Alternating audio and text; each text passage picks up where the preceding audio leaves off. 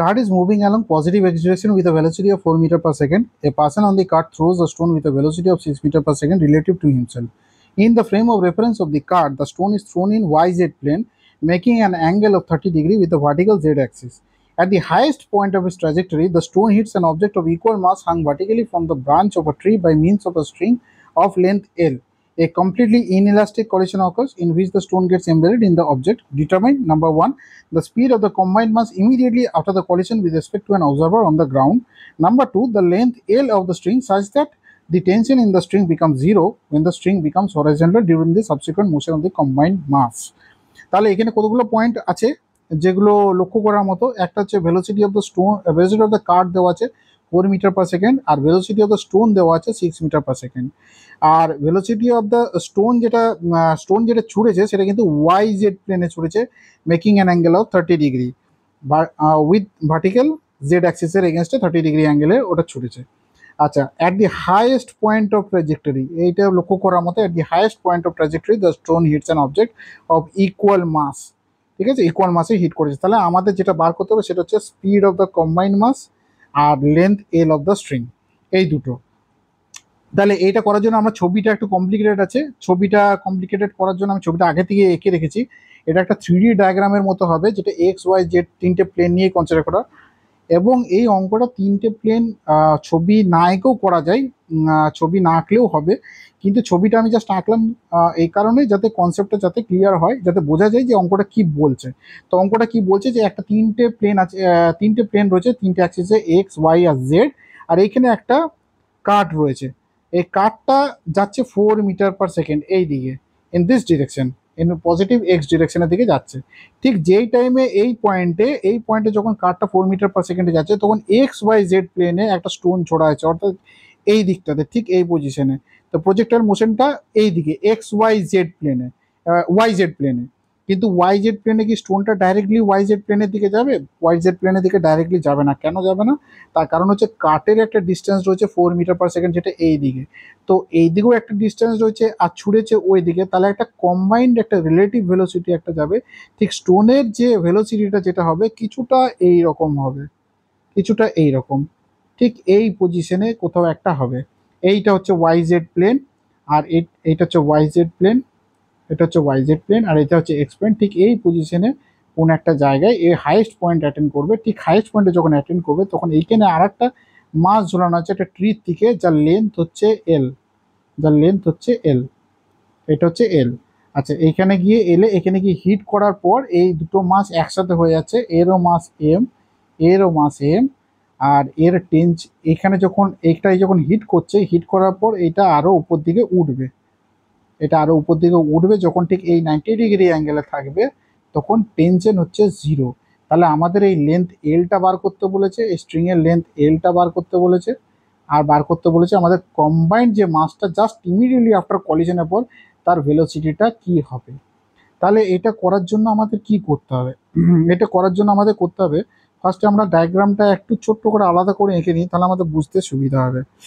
একটা projectile motion রয়েছে একটা মাসের, আর তিনটে প্লেন রয়েছে এক্স, একটা ওয়াই ডিরেকশন ওয়াই, আর একটা জেড।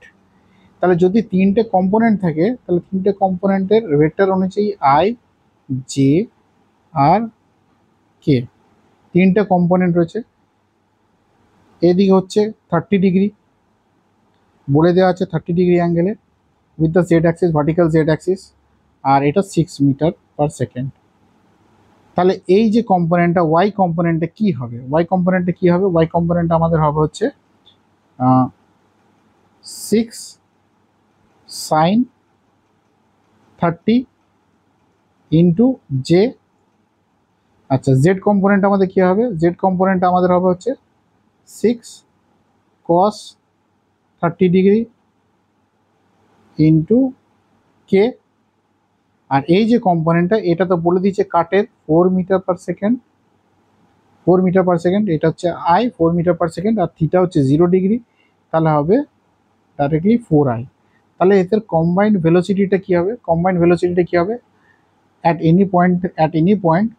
তাহলে কম্বাইন্ড ভেলোসিটি হচ্ছে 4i plus 6 sine 30 degree into J plus 6 cos 30 degree into K.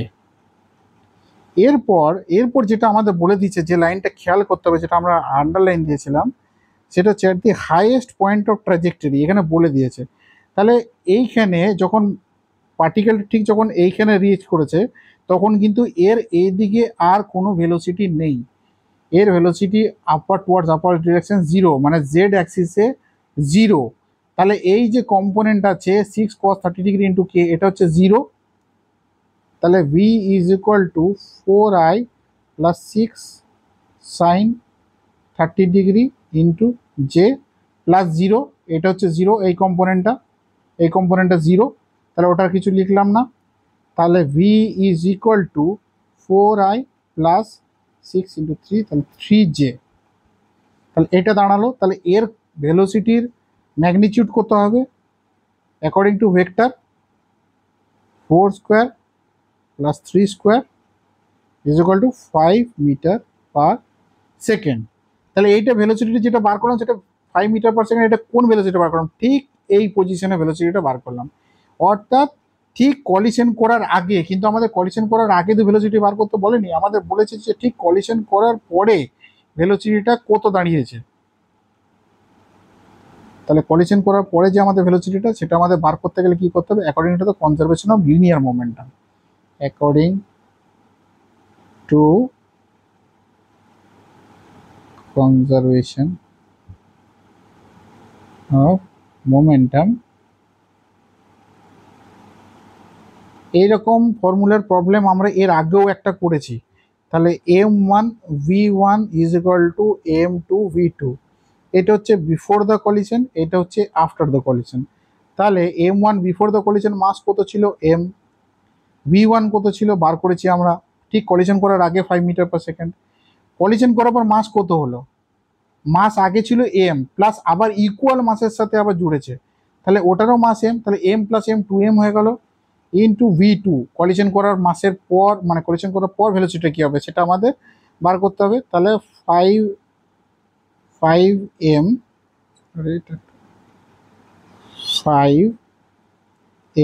Is equal two 2m into v2। তাহলে v2 কত দাঁড়ালো? 2.5 মিটার পার সেকেন্ড। এইটা আমাদের ফার্স্ট পার্টের অ্যান্সার। কলিশন করার পরে আমাদের ভেলোসিটি কিন্তু হাফ হয়ে গেল, আগে 5 মিটার পার সেকেন্ড ছিল, ঠিক কলিশন করার পরে 2.5 মিটার পার সেকেন্ড হয়ে গেল। এরপরে আমরা আসি হচ্ছে সেকেন্ড পার্টটাতে। সেকেন্ড পার্টে আমাদের বার করতে কি বলেছে? আমাদের টেনশনটা যখন বলেছে 0, তাহলে ওর লেন্থটা কত হবে। তাহলে আমরা আর একবার ছবিটা আঁকি। ছবিটা যদি এরকম হয়, এরকম ছিল মাসটা, এখন কম্বাইন্ড মাস, দুটো মাস মিলিয়ে 2m মাস আছে। এরপর এরকম একটা পজিশনে যখন গেছে 90 ডিগ্রি যখন হয়ে গেছে টু দ্য হরাইজন্টাল, তখন এর টেনশন হয়ে গেছে 0। তাহলে 90 ডিগ্রি, এর মাস হচ্ছে 2m। তাহলে আমাদের টেনশন যখন 0, তাহলে এই টেনশনের একটা ফর্মুলা আছে, সেটা আমাদের মুখস্থ রাখতে হবে। T is equal to mg cos theta plus m v square by r। এটা কিন্তু মুখস্থ থাকতে হবে, আর এটা অনেক জায়গায় কাজে লাগবে। T is equal to mg cos theta plus mv square by r হচ্ছে টেনশন।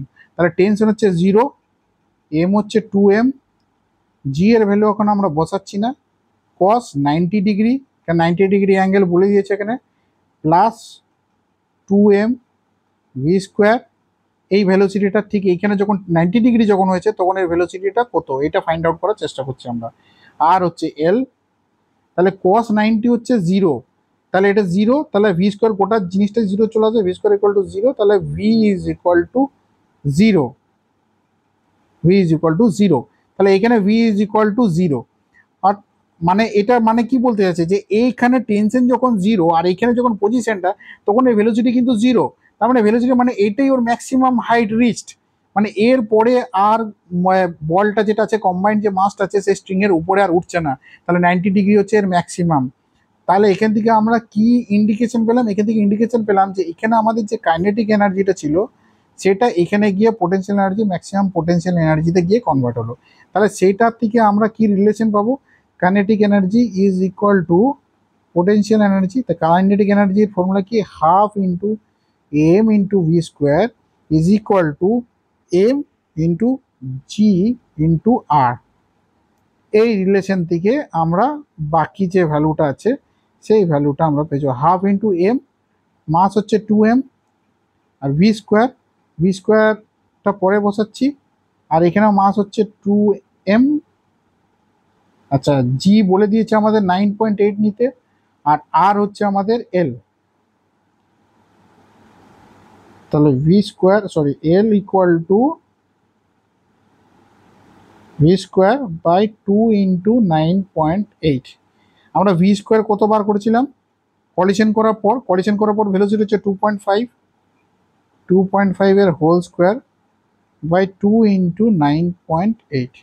তাহলে এটাতে আমাদের আসবে হচ্ছে 0.32 মিটার। এইটা হচ্ছে আমাদের সেকেন্ড পার্টের অ্যান্সার। তাহলে লেন্থ অফ দ্য স্ট্রিং হচ্ছে 0.32 মিটার। তাহলে অঙ্কটা এমন কিছু কঠিন নয়, তবে এটা ডিফিকাল্ট পর্যায়েই ফেলা যাবে, যেহেতু একটু কনসেপ্টগুলো বা ডায়াগ্রামটা একটু কঠিন আছে। হ্যাঁ, কিন্তু এটা ডায়াগ্রাম না এঁকেও করা যাবে। যদি আইজেকে ভ্যালু দিয়ে করা হয় তাহলে কিন্তু ডায়াগ্রাম না এঁকে ইজিলি সলভ করা যাবে প্রবলেমটা, কোনো অসুবিধা নেই। আর যদি এটা আইজেকে না ধরেও এই প্রবলেমটা কিন্তু সলভ করা যায়, কিন্তু আইজেকে না ধরে আমি আর সেটা দেখালাম না এখানে। তোমরা নিজেরাও চেষ্টা করবে, কম্পোনেন্ট ভ্যালু বার করেও কিন্তু এই প্রবলেমটা সলভ করা যায়। মানে sin30 cos30 দিয়েও কম্পোনেন্টটা সলভ করা যাবে আইজেকে না ধরে, কিন্তু সেই ক্ষেত্রে কিন্তু ডায়াগ্রাম কিন্তু মাস্ট।